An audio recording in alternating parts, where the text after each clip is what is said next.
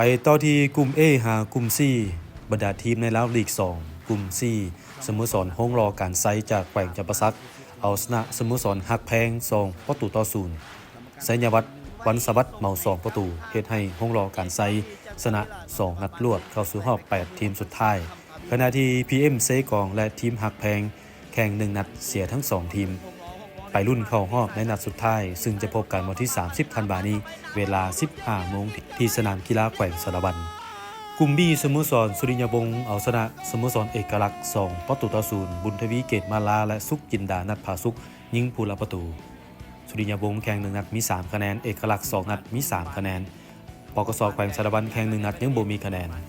กลุ่ม A อาลูซิง TPT เสียให้สโมสรทหารแขวงสวรรณเขต 0-3 และปกสแขวงเซกองเสมอกับปกสแขวงปอแก้ว2ประตูต่อ2กลุ่มนี้ผ่านไป2นัดปกสแขวงเซกองมี4คะแนนทหารแขวงสวรรณเขตมี3คะแนน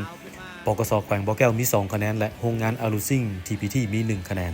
นัดสุดท้ายจะแข่งขันวันที่30ธันวาคมนี้การแข่งขันวงล้อการไซเอาชนะสโมสรหักแพงไปได้ด้วยสกอร์2ประตูต่อ0